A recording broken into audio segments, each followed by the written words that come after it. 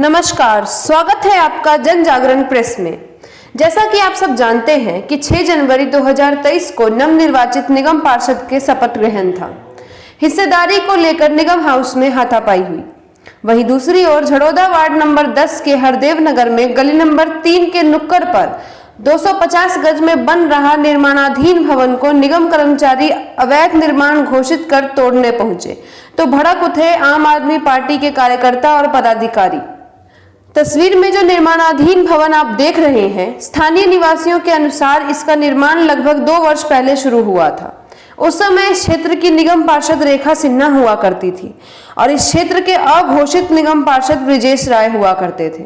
हालांकि ब्रिजेश राय 2022 में दिल्ली नगर निगम चुनाव में बीजेपी की ओर से प्रत्याशी भी रहे हैं, पर जनता ने उन्हें घोषित निगम पार्षद होने का मौका नहीं दिया और वो अपने आप को घोषित समझते हैं या अघोषित, इस पर हम कभी बाद में चर्चा करेंगे। अब आते हैं इस निर्माणाधीन भवन पर, जिसका निर्माण पूर्व निगम पार्षद के कार्यकाल में शुरू हुआ था, पर कोई कार्रवाई दिल्ली नगर निगम द्वारा नहीं की गई थी। कारण स्पष्ट है कि निगम पार्षद अपने कार्यकाल में 25 गज 50 गज के मकान के निर्माण पर उगाही करते थे। इस तरह का आरोप विपक्ष और सामाजिक कार्यकर्ता के अलावा क्षेत्रीय निवासी समय समय पर लगाते रहे हैं। तो जाहिर सी बात है कि 250 गज की जमीन पर निर्माण बिना उगाही के तो शुरू नहीं हुआ होगा। इस निर्माणाधीन भवन का 2 लिंटर पूर्व निगम पार्षद रेखा सिन्हा के कार्यकाल में डाला गया था, पर उस समय दिल्ली नगर निगम द्वारा कोई कार्रवाई नहीं की गई थी। इस निर्माणाधीन भवन का निर्माण कुछ महीनों से रुका हुआ था, जिसका सही कारण तो नहीं बता सकते हैं, पर आस पड़ोस के लोगों का कहना है कि बिल्डर को निर्माण राशि में कमी की वजह से इस भवन का निर्माण रुका हुआ है। लेकिन अभी जब दोबारा निर्माणाधीन भवन पर निर्माण शुरू हुआ तो दिल्ली नगर निगम में सत्ता का परिवर्तन हो चुका था और जिस दिन नए निगम पार्षद शपथ ग्रहण करने जाते हैं और जो समय शपथ ग्रहण का होता है, ठीक उसी दिन उसी समय दिल्ली नगर निगम के कर्मचारी इस निर्माणाधीन भवन को तोड़ने का आदेश की कॉपी लेकर कार्रवाई करने पहुंच जाते हैं। तो इस बात का मतलब साफ है कि बिल्डर पूर्व निगम पार्षद रेखा सिन्हा के संपर्क में थे या उनसे बात विचार या लेन देन सही रहा होगा। पर वर्तमान में सत्ता परिवर्तन के बाद क्षेत्र में जो नए निगम पार्षद बने हैं उनसे बिल्डर ने संपर्क नहीं किया होगा, जिसका नतीजा है कि दिल्ली नगर निगम के कर्मचारी इस निर्माणाधीन भवन पर तोड़फोड़ की कार्रवाई करने पहुंची थी, जिसे रोकने के लिए आम आदमी पार्टी के कार्यकर्ता और पदाधिकारी उपस्थित हुए और दिल्ली नगर निगम द्वारा की जाने वाली कार्रवाई यानी सरकारी काम को रोका। अब बात करते हैं कुछ महीने पहले की।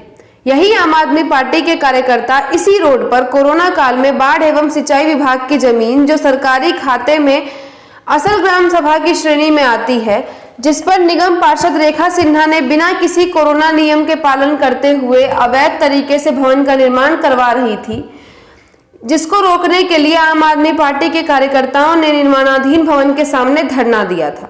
उस समय विधायक संजीव झा की मदद से धरना को ही नहीं रोका गया, बल्कि एक बहुमंजिला भवन का निर्माण भी हुआ, जिसका पूर्व निगम पार्षद रेखा सिन्हा व्यापारिक कार्यालय एवं निवास के रूप में उपयोग कर रही थी। और अब गली नंबर 3 के इस निर्माणाधीन भवन पर आम आदमी पार्टी के कार्यकर्ता का समर्थन से यह तय हो गया है कि यह निर्माणाधीन भवन आज नहीं तो कल तोड़ा जाएगा। अब आपको दिखाते हैं एक और निर्माणाधीन भवन की तस्वीर, जो हरदेव नगर के इसी रोड पर है। क्षेत्रीय निवासी के अनुसार इस निर्माणाधीन भवन का निर्माण जिस बिल्डर द्वारा किया जा रहा है उसका नाम विशाल बिल्डर है। विशाल बिल्डर के बारे में लोगों का कहना है कि इस क्षेत्र में विशाल बिल्डर ने कई बहुमंजिला इमारतों का निर्माण करवाया है, जमीन खेती की हो या सरकारी।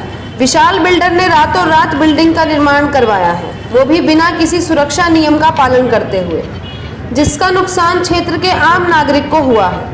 निर्माणाधीन भवन के सामने का रोड भवन निर्माण तक बाधित रहता है। रोड पर पानी, रोड़ी, रेता रखे होने की वजह से रोड भी क्षतिग्रस्त होता है। साथ में कई बार 2 पहिया वाहन दुर्घटना का शिकार भी हुए हैं।